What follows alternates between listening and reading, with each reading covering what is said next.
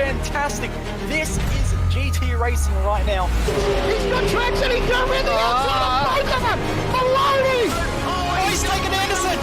Anderson's up to him! Oh my god! Big crash! Oh my goodness, half the field's going to get involved! Second very close. These guys are want to make their way through the field very quickly. Oh, here we go! Oh no!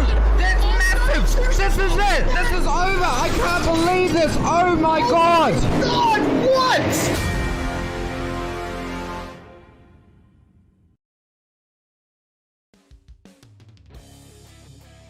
Well, round 3 of this season of Ozicar Formula Skip Barber Series takes us to Okayama, Japan, twice the host of the Pacific Grand Prix. One of them before I was born, one of them when I was 3 months old. That is well and truly in the past because today is Ozicar Formula Skip Barber Series here, and we mix it up a little bit by bringing in one of our endurance rounds instead of a sprint and a feature like is at many of the circuits in the calendar. We go racing for 50 minutes with a safety car somewhere in the middle as well.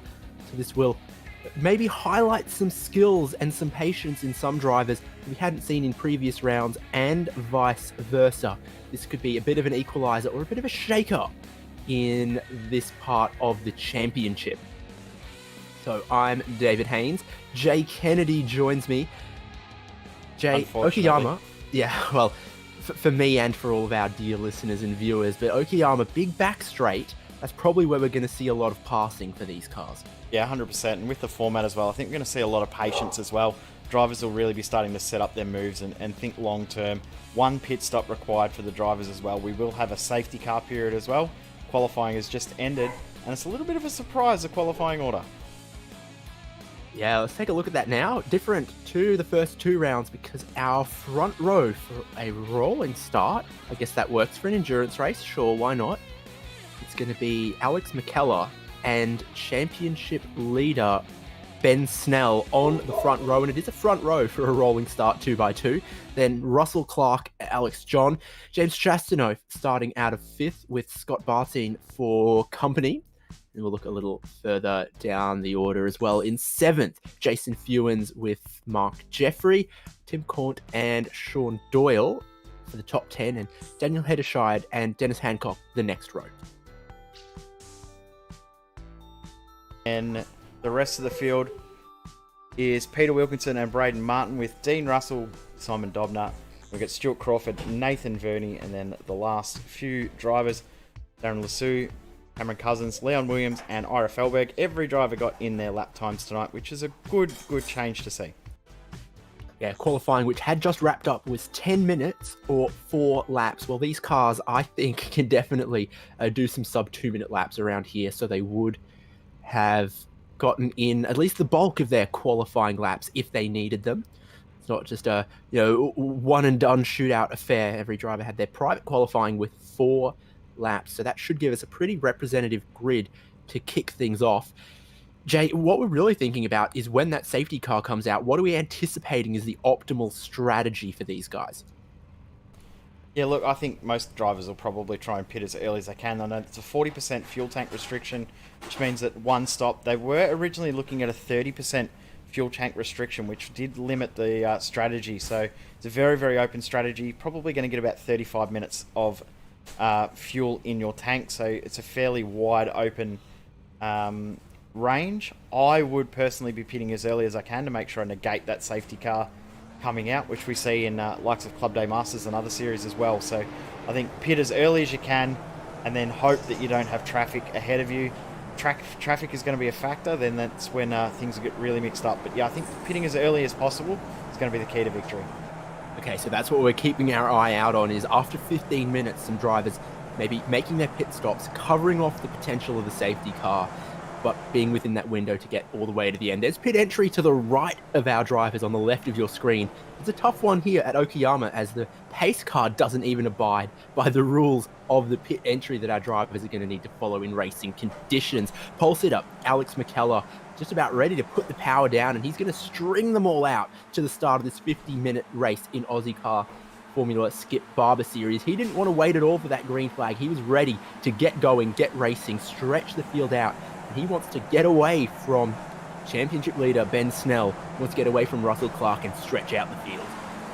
Yeah, and the field has pretty much strung into single file for the most part the whole way through, as expected with a longer race. There's no point fighting too hard too early. A little bit of side-by-side here. Doyle, Cornt, Hederscheid, Hancock, but they're slotting into single file fairly quickly. Daniel Hederscheid, slightly wide eyes contact between he and Tim Cornt. And that's clumsy just between those two. Cornt around, loses the rear wing, and there's another car around as well, and that is Hederscheid in a separate incident. 2 incidents from Hederscheid. He will not be happy with that start. Cornt hasn't been able to get that car going as well, so that's a lot of time lost and a lot of damage for him at the front. Wow, we knew that was going to be one of the places with a lot of overtaking. Get the slipstream, and then you've got the big hairpin, and well, it has let Snell get ahead of McKellar. It's happened very, very quickly that Snell has gotten himself to the lead. His teammate in Russell Clark, still third on the train there, but you can see him with the yellow nose, just getting it out of the slipstream, having a look at these hairpins here, but nowhere near the overtaking opportunity that earlier in the lap presents. Green is the colour to be in tonight by the looks of it. So top 4 cars all in green. Tim Cornt in the pits. Timing screen is showing him as the leader of the race. It's just due to where the timing line is on this circuit, but it's Snell, McKellar, Clark, and then Alex John. Good to see Alex John back after a week off last week. James Chastanoff in 5th position, but it's on for the lead. McKellar looking to make a move early. Yeah, it's formation flying here because John also goes to have a bit of a look. He's and got a 2. too wide, too deep at the front. It looks like breaking into turn 1 is the way to do it. Both of them get clear before turn 2, switches back in the opposite direction. You don't want to get hung out on the outside of that one, being it off camber. So a good decisive move, clean stuff early. These guys know there's still a lot of racing and strategizing ahead of him, as John's going to go for another one. Difficult uphill hairpin. Nice move there from Alex John, and I think Ben Snell won't be too upset about losing positions. Remember, it's a long race and it's a fuel strategy race, more so than tyres. Still have to pit and take 2 tyres, but they're going to have to pit for fuel as well in this one. Fuel is a big factor. So saving fuel behind other cars in cars that do draft quite well is not a bad ploy. So you can see Alex John side by side now with Russell Clark. And then James Chestnut, for those wondering what the yellow around Ben Snell's name is. Pretty simple. Championship leader. Yeah, if we could change the car number on his door, for example, or on his windscreen, we could do that. Here on the graphics, his name highlighted. He's the driver in the best spot, but also a driver with a lot to lose. 100%. Sort of wearing the yellow jersey, if you want to call it that. Yep, and double points up for grabs, so 100 points for a race win, which means that if he has a bad result, if he finishes, say, P20, that's only 60 points. That's a 40-point swing against his rivals, which we will have championship lead. We'll show the championship lead that he's got during the safety cars. We finished the second lap. Still single file. Only incident out on circuit has really been that one from Tim Corn. And looks like Scott Bargen has looked like he has quit from this race. So he has unfortunately succumbed. Actually, looks like he's having technical issues. So he'll hopefully be back, but not the way you want to start a long race, having tech issues early on. No, absolutely not. So, top 4 staying pretty close together. Then you got a little bit of a gap, and then here's where some of the moves are being made. For example, Sean Doyle, I see, started 10th. He's running up into 6th now. He's been one of those big movers at points, and he's still got Jason Fewens right behind him, though. And this is where we hope to see a little bit of the slipstream come in. It's a tough spot to be for Doyle there. He's following the regular racing line. Here comes Fewens, though, pulling out of the slipstream, trying to get one back on him, looking to the inside. And inside's pretty strong there because you can kind of hook your inside tyres into a little bit of the camber of the road. Very strong position, a lot more grip on the inside of the corner. Yeah, it's a corner that's you might think, looking on paper, that you might be able to do a little bit better a job of defending. It looks like Alex McCullough's actually had a slowdown penalty just based on the pace he's got there. You can easily get a slowdown if you're too aggressive through those double lefts. I think he might have cut one a little bit too fine because he's just dropped 2 spots. And have a look at the gap now. Alex John back to Russell Clark. That's a fairly substantial margin, out to 1.3 seconds. Still just in draft range, but this will mean that Russell Clark will have to push it 100% rather than the 85, 90% he might have been happy to do in saving fuel. And it is a battle for, 9 cars now, all for the lead, because they are all in one long train, all in the draft, right back to Dennis Hancock. Still fists out over 3rd place here. McCullough wants it back, but he doesn't have enough overlap to the inside of turn 1. Puts him on the outside for turn 2 in the rear. Gets a bit skatey on him, trying to pick it back up at off-camber corner. He's actually done well on the exit. Probably more, actually, just on account of the driver in front being compromised, because all the cars behind got closer through turn 1, turn 2 there as well.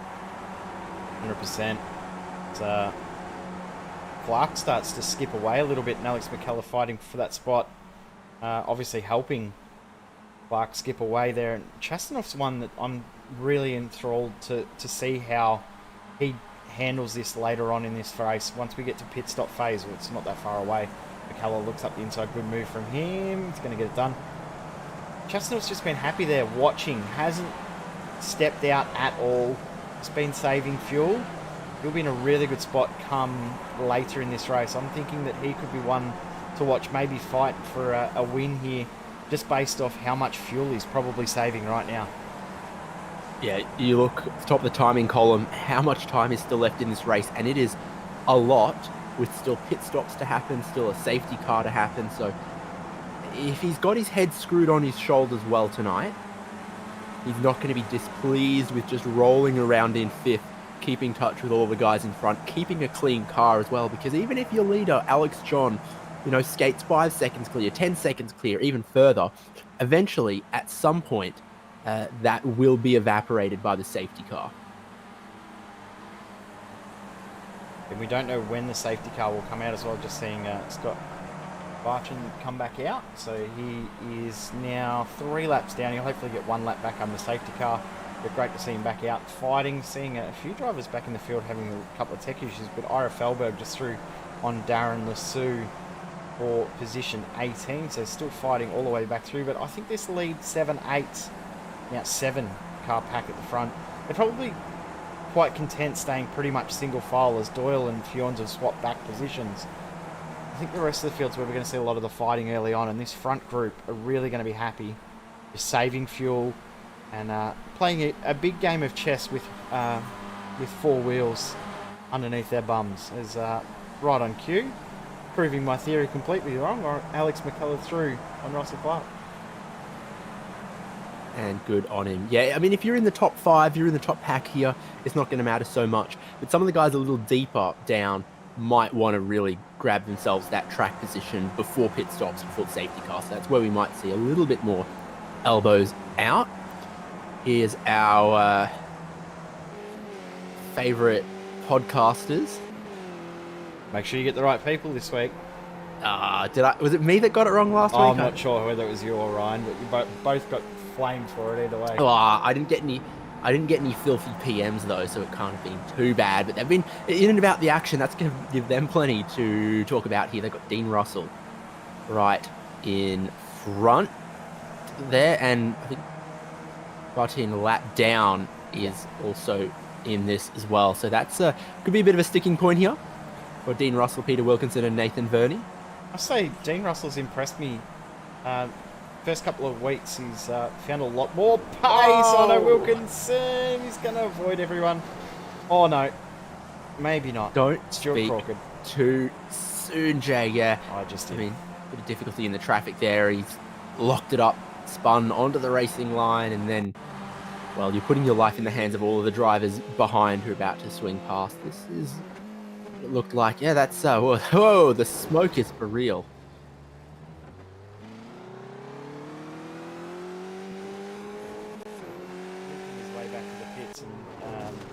Peter Wilkinson is done, and as we come back live, oh, there it goes. Crawford's going to have to try and literally limp that one home, but I think he might pull it over and tow it back to the pits. Also seeing as I was just talking up how good a job Dean Russell had done over the last couple of weeks, how much he'd improved from week 1. He's just had a little moment there, so but, he's one that's definitely on the improve.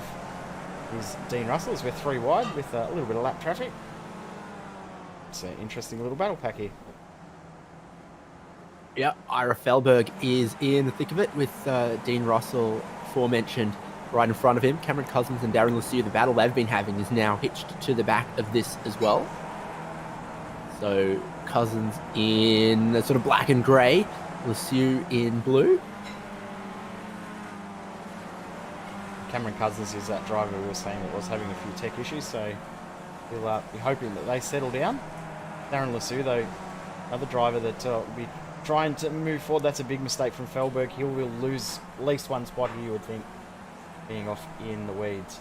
Yeah, way wide, no traction there.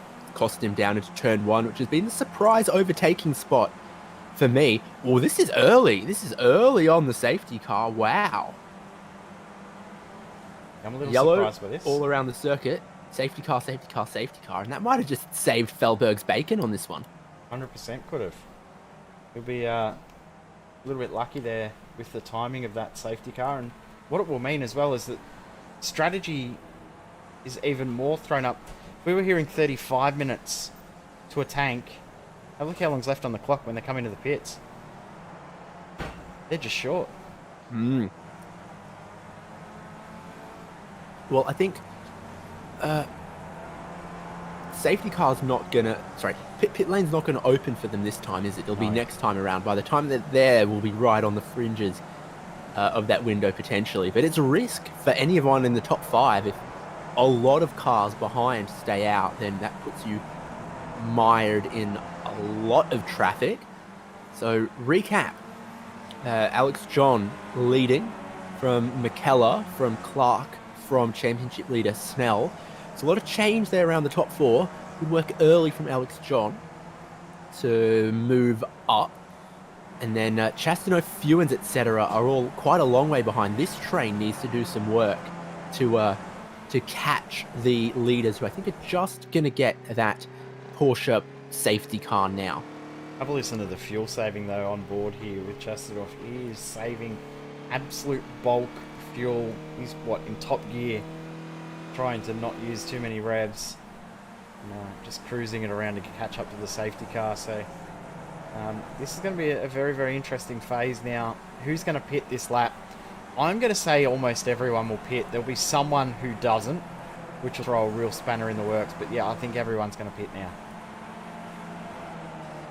If you're confident you could make it to the end on the fuel from here, you'd kind of be a fool to not take this opportunity, I guess. If you can avoid a green flag stop, then you should avoid a green flag stop, basically, I think is the common sense. There is our safety car. I mean, blink. If everyone needs to make a green flag stop, then you take one now and you have a shorter green flag stop to gain yourself a lot more time when those green flag stops happen. Lots of smoke coming up to the safety car. I love that new smoke model. It looks fantastic. Well done to iRacing on the new smoke. It also doesn't seem to take a whole lot of performance system resources hit, so they've done well on that regard as well. Agreed. I think. And one thing I do like too is that depending on the wind direction, the smoke does follow the direction of the wind. So it is very, very well done in that aspect as well. Not like we've seen other things happen in all different sorts of platforms where it's sort of made up. Effect where wherever you sit around a campfire, it always seems to be blowing in your face. It's probably what some things are modelled like in certain things, where it always just goes in a certain direction based on where you are. They're just seeing in the background there the tech difficulties that Cameron Cousins is having almost caused havoc then. But we'll see if everyone comes into the lane this lap. I'm going to say everyone from Chastanoof back will pit. Top four stay out. But it looks like I might be wrong. Well, they're all looking towards the pit in. John, McKellar, Clark, Snell, all in. Yeah, everyone's in. Chastano, Fewens. Sean Doyle stays out? Interesting call. Who's staying out? Sean Doyle and Dennis Hancock. Yeah, that is interesting. Obviously, they're teammates. Now, that pit, that board back there's caught people out again. We've talked about that speed board in this pit lane before, haven't we? I think people getting they were caught just out trying to not pass the pace car. Well, that's a good point too. They're actually slow, just maintaining safety car speed all the way through the pit entry. There's Barney doing his best work. Status.iracing.com if you need his thoughts. Yeah, I saw one today. It said Barney's... What's it say? Barney's focus? Is that what it says on there? Pretty sure it says Barney's focus. Yeah, flag waving was his main focus in the time I clicked on it earlier. So, race off pit road is Alex John, Alex McKellar, Ben Snell, Russell Clark. So still the same order, status quo in that aspect. Stuart Crawford's been the biggest mover up the field. Of course, he not long ago came out of the pits with a fresh car due to that incident with he and Peter Wilkinson. So he's probably going to have to let most of the cars back by here. But even still, he's still going to gain a few spots, especially when you compare Peter Wilkinson, who just got let by the safety car just then. So he's got a full lap to catch up. Getting on with it. Here's the field compressed once again. Doyle, Hancock, Leon Williams, the top three, and then the majority of the rest of the field is in the order that they were at the start of the safety car. So in that way, it's looking pretty good for Alex John. And very equal pit stop times up and down. Everyone looks like they were limited by the tyre change time, not a fuel amount. Yeah, everyone very, very similar pit stop times between 11.5 and 13 odd seconds. So does that mean that we'll still have to see one more pit stop for drivers? I'm not 100% sure. Maybe borderline that we might see the drivers back in again for another stop. Safety car going one more lap as well will help out in regards to fuel numbers as well. Yeah, absolutely. We'll look at them just puttering around. What's the speed? About 60 k's an hour around this circuit. Yeah, we've all seen a Porsche 911 go a bit faster than that before. They can do it. This is the safety car speed. It's interesting too that every track has a different safety car speed limit as well. So different tracks, the safety car will go faster or slower depending on the actual circuit itself. So like the Bathurst, I think it goes about 80, 85, does it not? Of course, the ovals are doing around about 120 on the super speedways. Yeah, indeed. Did you say we had some graphics or some things to cover at this point? Very good point. I had completely forgotten all about it, but I will click some magic buttons here and put up a graphic for us, because championship standings are as follows. Yep, Ben Snell, leader, very, very consistent across the first 2 rounds.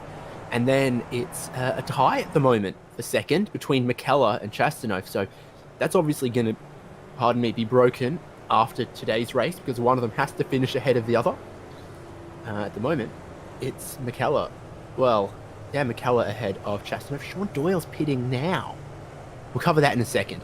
Then Verney, Hancock, Russell Clark in 6th, Sean Doyle in 7th, Tim Cornt, Ira Felberg, and Jason Fewens. Still pretty tight in that championship fight, other than Ben Snell at the moment. So Snell being so far ahead is interesting, but I'm surprised by this pit stop. Sean Doyle is in the pit lane right now. He's gone 1 lap later and then decided to pit anyway. That's extra going to drop him to the back of the field. The only way that's a good move is if everyone else is got to clutch in, coast it, and nearly run out of fuel. The only way that this is a clever move is if he's going to avoid a green flag stop by going this 1 lap longer. It is possible that is why he's doing it, though. He's thinking that everyone else is going to be borderline, everyone else is going to have to do something to fuel save just that extra litre or so. Because I mean, these cars don't use a lot of fuel as it is, so I'm a bit surprised by this move, but we'll see if it pays off. But at this stage, he's just gone from, well, before the pit stops, he was P6, he's now P21. I'm a bit surprised by this move. Hancock and Williams didn't follow him though, so those two are still at the front, having not pitted. Everyone else has made their compulsory pit stop. Are they good on fuel to get to the end though? That's the bigger question, but they've made their required pit stop.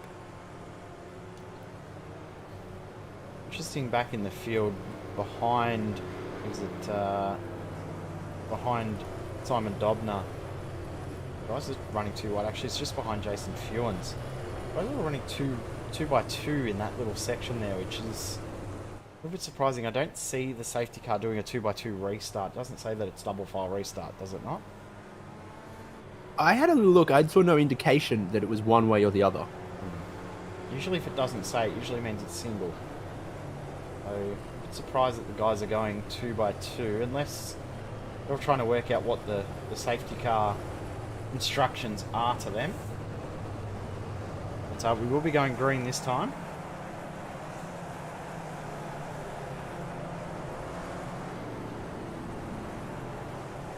Man, that is some good chicken. Okay, yeah, it looks like we're seeing 2 wide at the front of the field as well, though. So it just seems like we might be going for a double file restart, but they all just held single file until a bit later.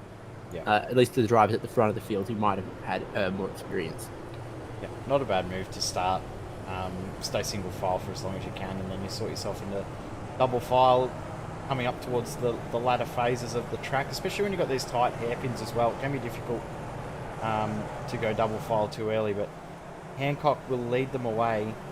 Leon Williams, the front 2 cars have not pitted yet at all, so the battle third on back is where the race and championship fight is in this one.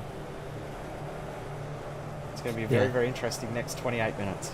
Got John, McKellar, and Snell and Clark all looking to move forward quickly on this restart, but they really can't afford to risk it too much, knowing that Hancock and Williams are still going to have to pit at some point. Green flag is out right now, and Hancock and Williams, not a great start there as Barney waves the green. John looking down the inside, so close. Wow, I thought that was going to end in a little bit of tragedy. Now McKellar around the outside is succeeding on making some ground. Yeah, and a little bit of contact in the back of the field. There was a little bit of damage there by the looks of it to Dennis Hancock. I believe he's lost his rear wing, so there was definitely contact between he and Alex John. And Race Control will probably have a little bit of a look at that, but fingers crossed it doesn't affect either of those cars too much. Of course, Hancock will probably be able to get a rear wing put back on when he comes into the pits, but it doesn't look like it's affected his speed at all. Look at the pace that he's still got. Yeah, here he goes. Being covered in front, looking to the right-hand hairpin coming up. They slam on the brakes, and there's the apex that you absolutely want to hook. McKellar is leading the race. Hancock is looking a little wounded, but somehow still with some fight. And this is an interesting lap for some of these guys because they're actually doing their first racing lap on a new set of tyres. Sure, they've had a bunch of pacing laps, but actually the balance might be very different than the last time they raced through there with green flags. 100%. And of course, most of the cars would have only taken 2 tyres as well, so the balance would be completely off altogether because those 2 tyres would have cooled a little bit. Sorry, the 2 older tyres would have cooled a little bit, and the 2 new tyres would have been still very, very cold. Dennis Hancock looks like he's going to come into the pits now. Sorry, that's Leon Williams who's coming in now. Dennis Hancock staying out for another lap. So we're almost at halfway in this race. 20-odd minutes gone. We've still got 26 left on the clock. Is this our Simspeed thing now? Is we just name and shame people who don't know where the pit entry speed starts at Okayama? Maybe. Oh, contact in turn 1. Uh-oh. Alex John is off. Chastanov? No. Russell Clark and Alex John are off. Hey. And it looks like they have both got away. Somehow. Yeah, tangled wheels, both of them went wide into the gravel. We're going to take a virtual racing school replay. Second look at this one. There is the look down the inside, and it just pushes wide. Just pushes wide. You really got to put... Yeah. Really got to put that one on Russell Clark, I think, unfortunately. Late move, too deep. Missed the apex.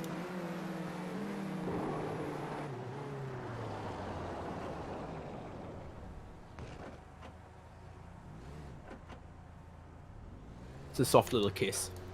I was about to say something, and then I realised that my mic was muted on the replay graphic, so nobody could hear what I was saying there. So carry on. Well, okay. Rookie hour. My mic's unmuted for next time. There we go. There we go. All right. Improvise, adapt, overcome is what Jay's got to do. It's also what some of the drivers have got to do if they've been in some contact or their pit strategy is questionable. Sean Doyle up to 14th now. He also had quite a long stop as well. I think he might have overtaken some people on his way in to the pit lane and now been black flagged for that. Yep. Here comes Dennis Hancock. We're expecting a pit stop, and hopefully he's able to get some of the car fixed.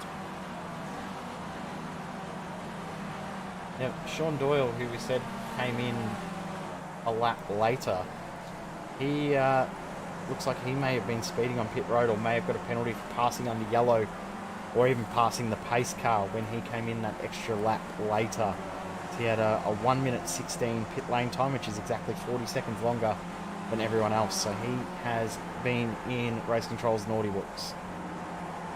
Not that it makes a whole lot of difference behind the safety car when you're the only person pitting. Back there anyway, wasn't he? It was. Okay, this is for the lead. On board with Ben Snell as he gets VIP treatment.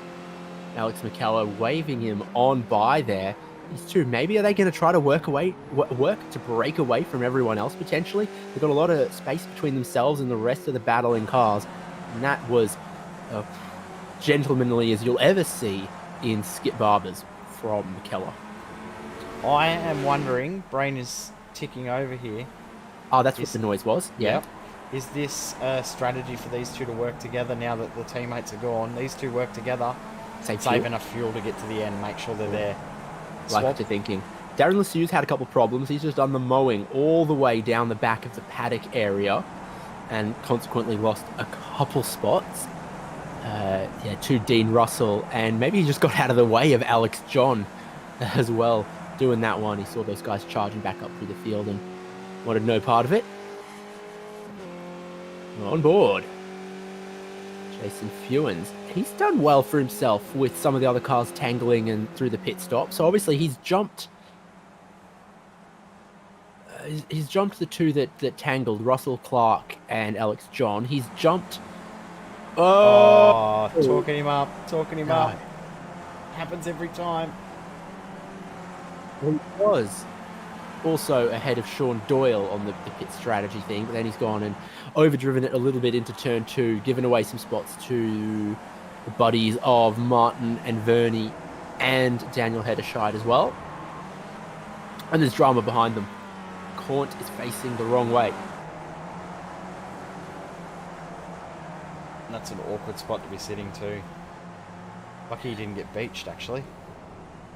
He would have been beached as Bro. He was facing the wrong way, but on the opposite side of the track than he was in lap 1, so that is not his favourite corner. Here is how it happened from Cornt. He's watching the 2 or 111 Mobiles in front.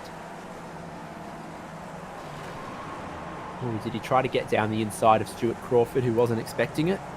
I think that's all that's happened there. Crawford's been a little bit slow because of the line that Fewens had, because remember Fewens was trying to regather himself after that little slide a couple of corners before. Leaders have swapped positions again. I think that's exactly what's happened. They're now up to a 3.6 second lead. A 3.6 second advantage over Chastanoff, that is, between Snell and Chastanoff.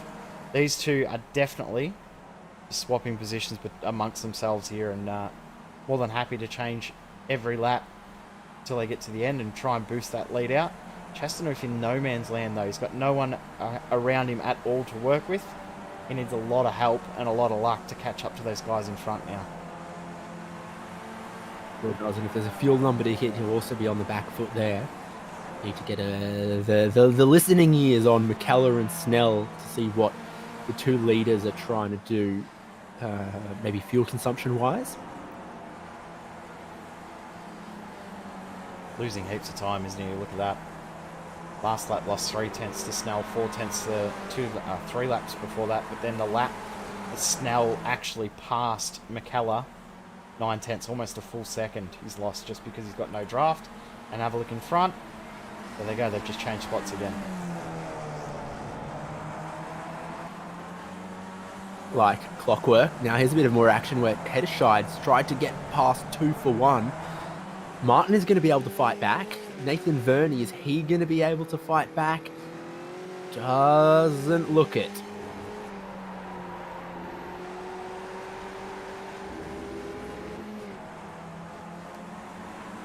Braden Martin briefly had his nose behind, and what a nose it is on that thing.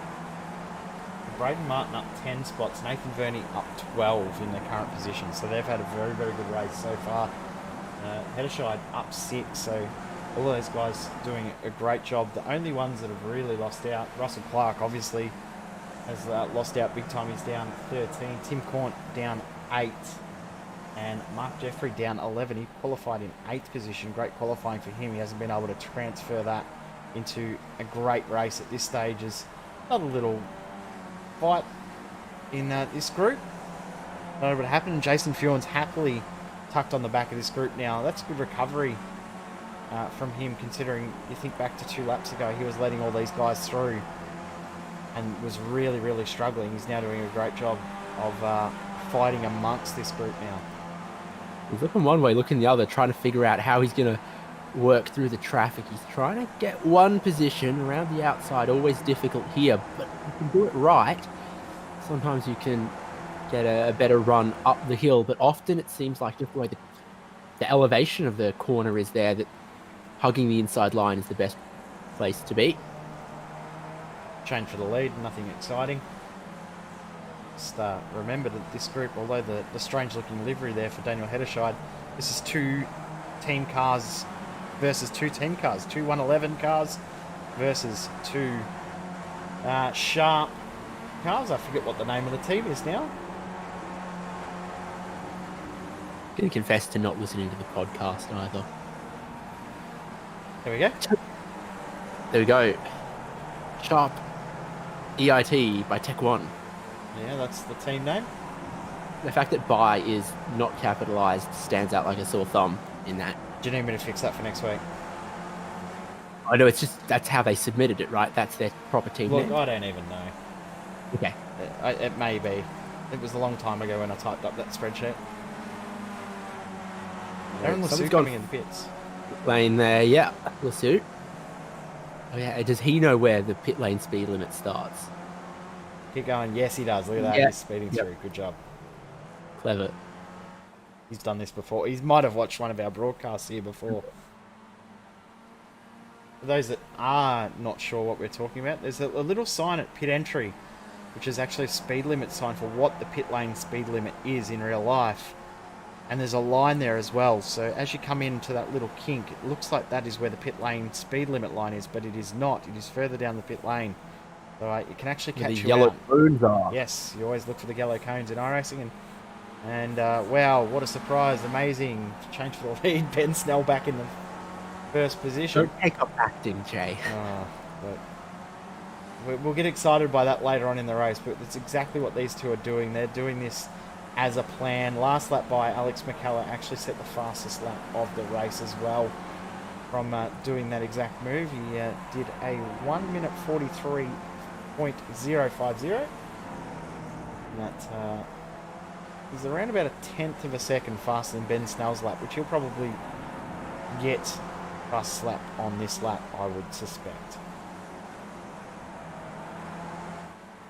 Definitely one to keep an eye on. And these two, well, your leader is 6 seconds ahead of James Chastanoff, who is then 4 seconds ahead of the battling group of Martin, Fewens, Vernie, Hetterscheid, etc. We're looking for Ben Snell. Is he going to break the lap record? He's not. He's a tenth short of what McKellar did a lap ago.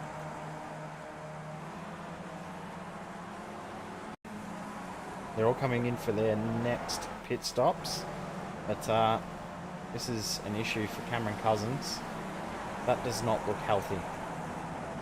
No. The smoke's meant to be inside of the motor. It's gotten out and it's greatly reduced his forward locomotion on that one. A bad downshift, you imagine? Yeah, I'd say that's what he's done. He's popped it an extra gear by mistake, which can be done quite easily in these things. So it's only see a few more guys in the pits. Out of the pits comes Alex John. Out comes Peter Wilkinson. So it does look like second pit stops happening for a lot of these guys. And wow, much excite. Change for the lead. McKellar back through on Snell. But what they've done in this little infighting they've been doing, they've been able to break the lead out to 6.2 seconds. Last lap by, almost a full second difference in pace between Chastanoff and Snell. So very, very quick. Fewens, though. Yeah, still going at it. A bit of an attack at the hairpin, sometimes carries on into the immediately following downhill left-hander. Very brave driver can hold it around the outside of the hairpin to then try to take it back with the left-hander. What's happened is Fewens has fourth. And he's got Martin and Vernie in tow. Hetterscheid's dropped back a little bit. And he's going to go for the pit in, I think. Methinks. Good attack on the apex. And now... Well, see, the thing is, almost everyone's been through the pit lane once already in this race. Yep, they've probably noticed where the marker is now. Worked it out. Crawford comes in. The second pit stop's now well and truly happening. Did we see these two come in? Last lap by McKellar again, fastest lap of 1 minute 42.9. Fastest lap we have seen all night long. First driver in the 1 minute 42 bracket. Qualifying, they were almost into the 42s.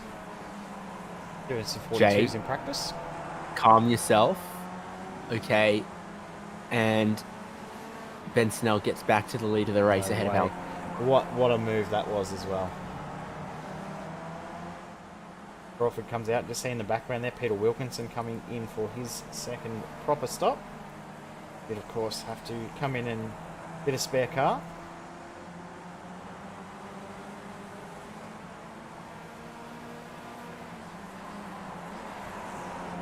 McKellar grabbing all of the fastest laps of the race, though. It is. He's faster laps, the laps that he's leading across the line, been a lot faster than Snell's fastest laps. So on average 2/10 quicker almost every time. So see if Snell can up that on this one. Can't see them being too cordial for too much longer though, can you? Well, we're beginning to anticipate a second pit stop might be on the cards. Maybe the fuel tank is a little more restrictive than you estimated. Yeah, I might have been given an absolute bit of false information. Wouldn't be the first time I've been given false information. Oh, we get the bum steer on the regular. Very much so. Fuen's holding this this group of Martin Fernie and Sean Doyle, who's coming back through the field now as well. So Fuen's holding onto that P4. We'll talk him up and hope that he doesn't have another incident. It's an interesting little fight here back in the field. This is the first of our two stop drivers. So Hedderscheid, Cornt and Alex John.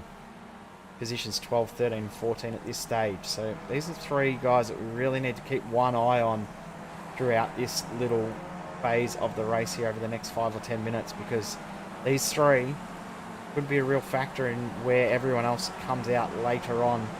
And Cornt and Alex John getting right into it here. Obviously for Alex John, he wishes he could be amongst the lead battle of Snell and McKellar, but that is not to be. If these three work together, you could find them coming, or find James Chastanoff coming out around about where they are, but they might end up fighting a little bit too hard. Interesting that Ben Snell hasn't given up the lead on this lap. So he stayed ahead, right on cue. In comes Ben Snell. And he knows where the line is. He watches our broadcasts. He really attacks all the way to the yellow cones. This breaks them up a bit, but we did notice... Oh no, someone in front of Braden Martin doesn't know. Fuens doesn't know. Braden Martin's lost out about 2 seconds there. Then Russell also in. Sean Doyle in. This will be interesting to see where the likes of Hedderscheid, John and Cornt, because John has got ahead of Alex Cornt. Alex John has got ahead of Tim Cornt, if I could actually read names properly. But I would think that Sean Doyle, Jason Fuen should come out with these guys. So Fuen's out now, and Hedderscheid will pretty much be on his tail for the next phase of the circuit. So Alex John may be close enough to get by Hancock, Martin and Fuens in the next couple of laps. We know that Alex John has great pace.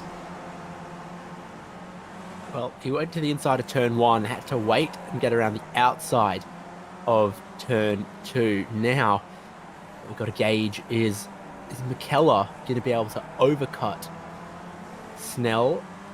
Is Snell going to be able to undercut Alex McKellar, for example? And where does everyone else feed in? McKellar's coming in now. And Snell's pit stop was only 10.4 seconds, so relatively short stop. What will McKellar's be? He's looking for his crew. He's past the scrutineering garage, which I don't think you can drive into. I think I tried one time. Yeah, I think after that you'd need scrutineering to get your car approved for the race. Chastanoff in. Vernie in. Yep, as Paul said, Alex McKellar, of course, has the very last pit stall. He's Snell. Looking good. Looking quite good, actually. Already at speed on the pit straight. McKellar just finished the service now. He'll be trying to get up to speed. You can just see him, but this is this the point where you've got to give absolutely everything if you're Ben Snell? 100%, and what McKellar's probably done is put a tiny little bit more fuel in the car so that he can go 110%. And Snell might still be borderline, has to save a dash of fuel to get it home. 1 second difference in regards to pit lane time. So whether that is all it is 1 second at the stop just based on fuel, or whether it was something else, it's going to be an interesting little phase. 8 minutes to go. They've got 5 laps of racing at this stage. Exactly. Only one driver who hasn't been through the lane twice, and that is Dennis Hancock, I do believe. Remember, Hancock pitted last, though. He was the last car to pit. So he may be working on not coming back into the lane again. Remember, Well, he stayed out after the safety car came in, didn't he? I think the longest stints I've seen from anyone is about 12 laps. Hancock is 9 laps in with 5 to go. This is quite a compelling viewing here as well. That is Fewens meet in the sandwich amongst Dennis Hancock and Braden Martin, or as I think we like to call him here on Simspeed, the fly in the sandwich. Yes, that's what we come up with the other night, wasn't it? Well done to Cameron Dance to come up with a new saying for us. The fly in the sandwich. That's why I'm gonna put my trademark, my stamp on the other one and say he's the meat on the wall? Yeah, meat on the wall. Gap between P1 P2 1.4 seconds, so we get a bit more of a guide now that McCullough is on a true flying lap. Snell to McCullough 1.4 seconds. Is that big enough of a gap for Ben Snell to be able to hold on? No draft. McCullough probably needs to find 2/10 somewhere to get draft again. You can get that down to 1.2, 1.1. He's back in draft range. As through goes Jason Fewens goes through on Braden Martin, doesn't get it held. In the background, Alex John does get it through on Nathan Verney. Said that Alex John would be able to get onto the tail of Braden Martin, Jason Fewens. Definitely going to be able to while these two fight side by side through the kink at turn 3. Yeah, no, it is looking good for these guys. They've been catching Hancock as well. Well, not in the last lap they didn't, but some previous laps they had. Not driving like that, they won't. No.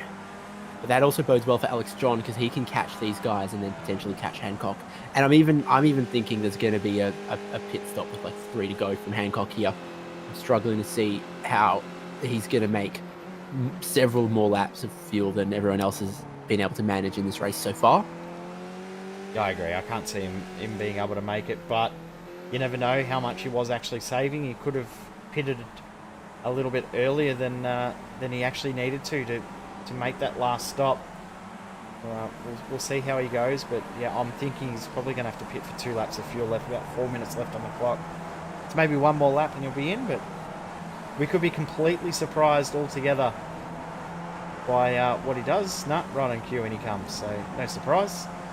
Pit stop in, a pit stop will be made, and everyone has pitted. Jason Fewens will hold on for this battle for 4th.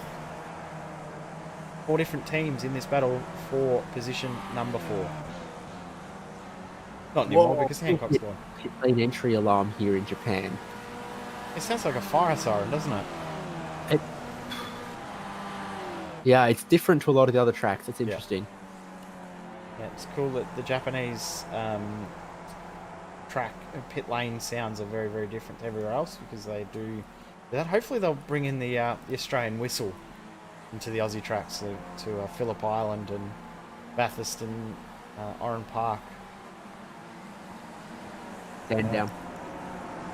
Who knows? One day, fingers crossed. I hope. I just feel the more we talk about it, the more it's got to happen. I'm starting, just... I mean, that worked for dirt, didn't it? Mm-hmm. Goldberg comes back into the pits for a 3rd pit stop. Sure goes John. That is Alex John getting it through. Braden Martin, very polite once again. Russell Clark in the background. Clark's probably going to catch these guys too, because he's just got past Daniel Hedershide. Hedershide looks like he's in a little bit of trouble. But Alex John trying to get as many points back as he can right now. Defense from Fewens there, just guarding the inside.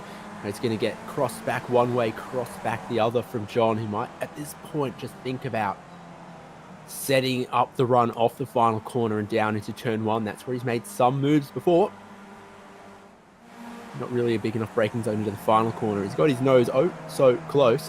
He's just got to pick the line right, and he's so close behind Fewens. I think we're going to see a move to turn 1. Here we are. As Fewens holds the racing line. Alex John peeks down the inside of turn 1. Easy does it. John back up into 4th. Throws Fewens to the dogs behind as well. Yep.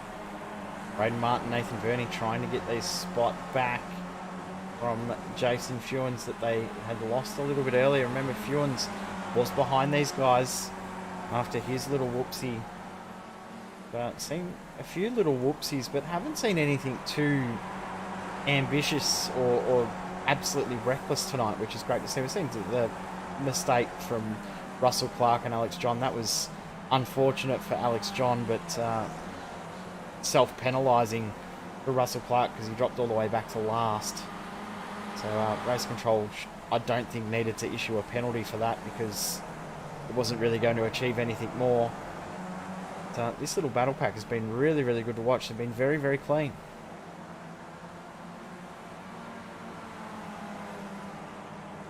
Apparently it's pick your nose colour at Sharp EIT by Tech 1. And Martin goes the turquoise. Verney gets the purple to match their wheel rims.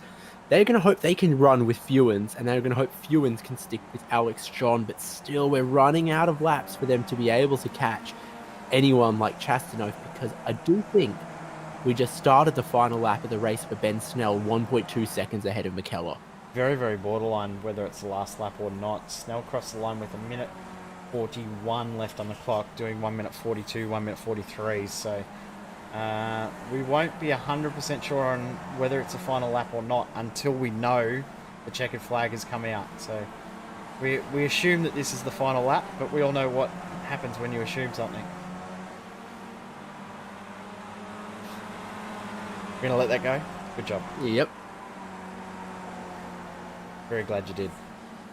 More than welcome. McKellar's within a second of Snell for the lead as well, but is there going to be any opportunity to attack the remainder of this lap?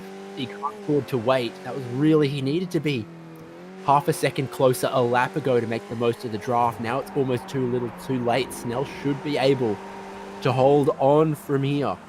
Despite the pressure, McKellar is starting to ramp up. As long as he's got enough fuel. As long as he's got enough fuel. It's from about this point here, it's all downhill. That's about the crest, about the peak of the hill.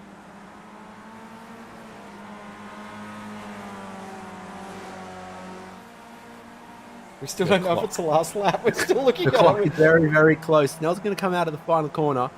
Does that mean the checkered flag's coming out? Yep. I think it does. Ben Snell is going to take the win in the Enduro, and he's very, very pleased with himself. He's making himself sick that he's taken the win here in Ozicar Formula Skip Barber. The podium is going to be completed by James Chastanoff. Then in the background, Alex John's trying to hold on from Fewens, and he's going to be able to do it. And then teammates Martin and Verney. And Russell Clark's recovery only goes as high as 8th place. The right up 10 is going to be completed by Daniel Hedderscheid and Sean Doyle. I think Ben Snell must have pushed really, really, really hard at the end to hold on to that one, because he was about to blow a fuse. He seemed so pleased. Yeah, that was a good little fight in the end there. I don't think there was much left. I'm wondering if Snell may have been slowing up a little bit on those previous laps to make sure he had enough fuel in the car to get it home. You know, make sure that it didn't go an extra lap. Point. Now maybe he has. Yeah, he's not going anywhere now. Alex McKellar, they should be happy with that. P2 for tonight. Chastanoff in 3rd. Great race from him as well. But, very, very cool night of racing, and looking forward to next week. But we'll go through the results before we talk about next week. Achiever is the 3rd man on the podium. Let's look now that all of our 22 cars have crossed the line. And as you already know, Ben Snell the winner by 6/10 from Alex McKellar and then James Chastanoff. Alex John fighting back up through the field did manage to get positions away from Jason Fewens, Braden Martin, Nathan Verney and Russell Clark in 8th. Daniel Hedderscheid 9th, and Sean Doyle in 10th. Ambitious strategy from him today. Yeah, interesting strategy. It'd be nice to know what he was thinking there. We might find out and be able to report back next week on what happened there. But Dean Russell in 11th position. Simon Dobner in 12th with Darren Lasue and Darren Hancock 13th and 14th. Stuart Crawford 15th. Tim Cornt will be disappointed with a 16th in the end. He was looking for a very, very good result early on. Mark Jeffrey 17th. Peter Wilkinson, a race of what might have been after that contact early on, finishes 18th. Leon Williams 19th and Ira Felberg in 20th. All still on the lead lap. We go over the page. Scott Barchin got back to 1 lap down. Cameron Cousins did not finish after his engine blew. And race control, well, they didn't really need to do too much tonight, which is good to see. They're still there. They did a thing or two. They did something. 50 minutes of Okayama. Well, look at that. We've got exactly 3 men, and they are all 3 of our podium standing drivers standing by. So let us go to 3rd place first. Grab James Chastanoff. Bit of a quiet race, I think, for you today. There was a lot of action in front of you, a lot of action behind you. After the safety car, you just sort of carved a notch and made 3rd place your own.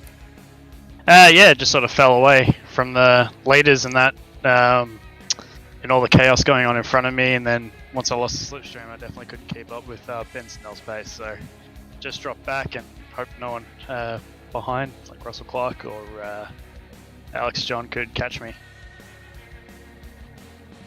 Fuel, could it have been a one-stop race if the safety car had fallen at a different time? Yeah, in the second half, I mean, that's what I was sort of going for at the start. So just following the front 4 and then backing out of corners and not making any moves whatsoever, just to take it easy, save the fuel for later in the race, and then hope that either the safety car would come the later part, save the extra little bit, then pit, or I could just pit with enough to finish or save a little bit in that later safety car. What about pit entry here? Everyone's very, very familiar with it by now. It's got sort of 2 corners that are all its own. Yeah, it's a tricky one. You've got to be careful, but you can't go too slow because it's quite a bit longer than you actually expect. The limit's pretty deep into that sort of column, I guess you could call it. So yeah, tricky one to navigate, but yeah. Considered a clean race, you stand on the podium. Is that good enough? You happy with that? Seems starting to be a default position for me, unfortunately. I can just scrape that 3rd place, but I can't really get into the 2nd or the 1st. So, but that said, with the championship points the way that they are, 3rd place every race is definitely going to do pretty well for the championship and all. So I can't really complain. Consistency is key. Well done. Congratulations. 50-minute race was a bit of a different challenge. Who are you going to thank? I just want to thank EMU Sim Racing, the Banter Alliance, Bay21, and LGC Images, our sponsors. Just a shout out to Locked On Podcast as well. Check those guys out. A couple of those guys who run in this series. They refuse to do that. All right, cheers, guys. Thanks for all your work. See you again next round. Yep, catch you then. There we go. Jay, do you want to grab our 2nd place man, Alex McKellar, who was involved in such a great battle in Slipstream? Well, I was going to be quite happy just sitting back, not talking at all for the rest of the night, but I'll talk to Alex. Congratulations on a great result. Not quite able to do it in the end. Talk us through that 2nd pit stop. Looked like slightly longer than Ben's. Was it that you took too much fuel, or was there something more to it there? Yeah, g'day Jay. G'day David. Yeah, look, I've got to put it down to pit entry. Ben's a pretty good mark when it comes to aggressive pit entries. Fuel was pretty much spot on, I have to say. I only had enough maybe for another half a lap or a bit more. Ben was similar, I think. So I think it came down to the aggressive pit entry, and I was disappointed. I was spewing because I was just out of draft range, and I think our pace was relatively similar, so I just couldn't risk out. David and I were both noticing you two working together during that middle phase after the safety car period, and when you sort of broke away. Was that the full intention? No fighting, just work together and try and break it out and ensure it was a 2-car battle for the win? Yeah, look, it was all fun and games before the safety car, because with a fast repair and a safety car, the race really starts after that safety car. So the idea was to sort of break the back, if we could, of the rest of the racers out there, if we could, of course, because there's some quick guys out there, and then battle it out after that final pit stop, because we knew there'd be half a dozen laps there. And then, of course, Ben, the master of the pit entry, got it in the end. So it fizzled out a little bit there, but certainly the strategy seemed to be playing out well initially anyway. Championship-wise, a great result for you, P2, but the guy you're battling with in the championship was only one spot back from you. It's a little bit heartbreaking when you have such a good fight for the win, aren't able to grab it, and the guy you are fighting for the championship right behind you. Yeah, exactly. You know, double points this week because it's an endurance round, which was really good. I really would have liked to pit Ben too, to maybe claw back some of that lead. So I'll take the points, consolidate second out of this week, and see what I can do in the remainder of the season. Next week we head to Interlagos, another endurance round. Looking forward to that one. Absolutely. Look, you know, often the Grand Prix tracks aren't always spectacular in the Skippy, but Interlagos is one of those circuits that's great in most cars, and the Skippies is no exception. I expect to see a good deal of pack racing, not dissimilar to what we saw in the first stint here tonight, and a lot of good racing as a result. Well, we better let you go and have a little bit of a relaxation after that great battle you had. Who would you like to thank? Oh, I'd like to thank my good teammate, the good doctor. He's back in the house tonight, AJ. Great to see him back. I'd like to thank my competitors out there on track who made it a lot of fun. He's helped putting on a great broadcast as always. Thanks, guys. There is Alex McKellar, P2, and we finish it off tonight with Ben Snell, P1. David, just standing by. Yeah, exactly. I am today's race winner. One race, one winner. Ben Snell extends the championship lead. That's surely got to be the result that you couldn't be more pleased with. Yeah, g'day David, g'day Jay. Exactly, I'm super thrilled to have a win, and it was a really, really hard earned win as well. Like, credit to Alex, he has got some mega pace, and like we were so close in pace that it was always going to come down to that second stop, trying to break that draft, and then of course those last 5 laps where we've just got the head down, bum up, and like I'm looking at my relative every time coming out of each corner onto a straight, going always gained a 10th or up to the 10th, and it was just so close, so much fun. You happy to not need to look at a fuel gauge anytime too soon? Yeah, look, the fuel stuff's not too bad.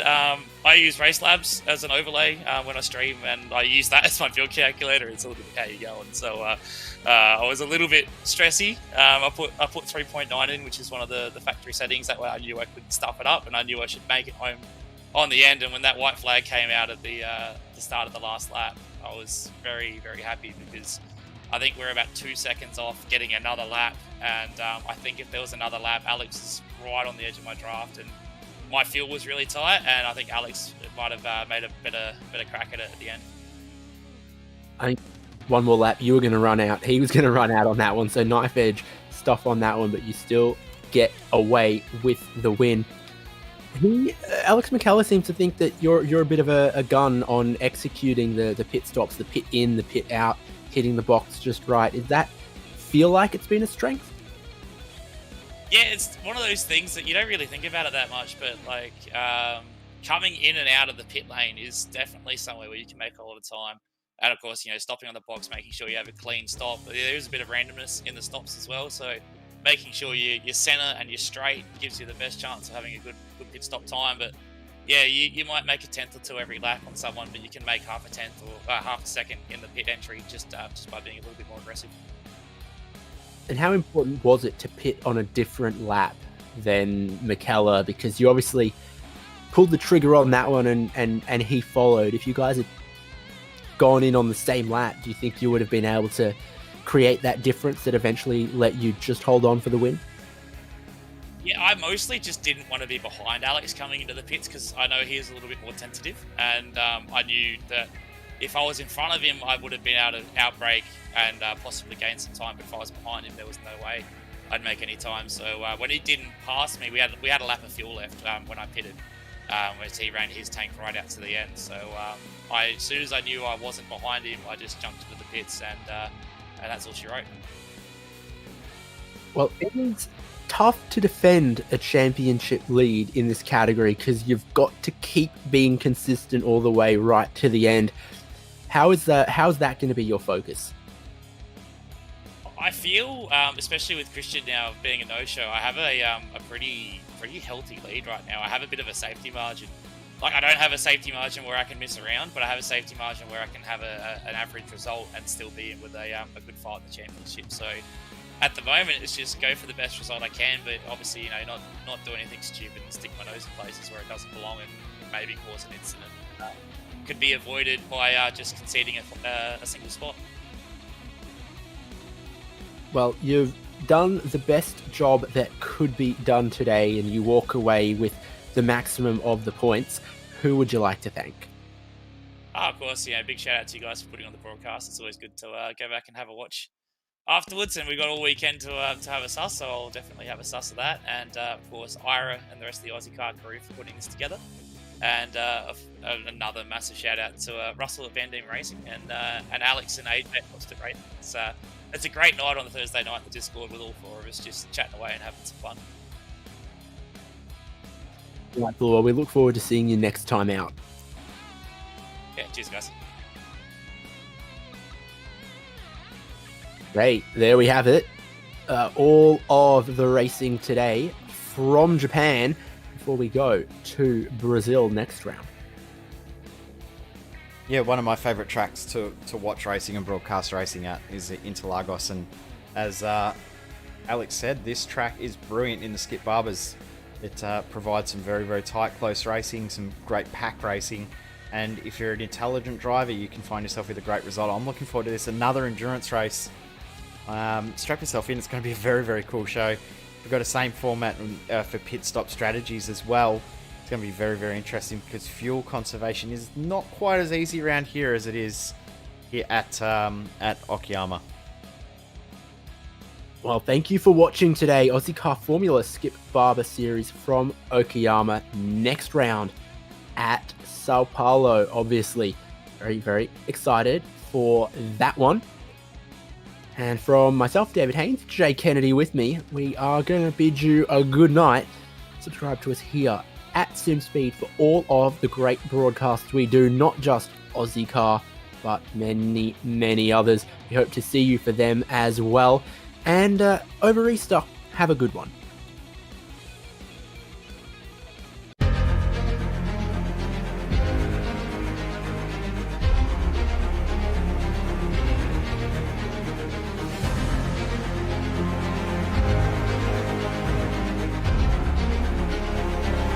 This is fantastic. This is GT racing right now. He's got traction, he's got rid of the outside of both of them! Maloney! Oh, he's taken Anderson. Anderson's up top. Oh my god! Oh! Big crash! Oh my goodness, half the field's gonna get rolled! Section's very close. These guys are going to want to make their way through the field very quickly. Oh, there we go! Oh no! That's massive!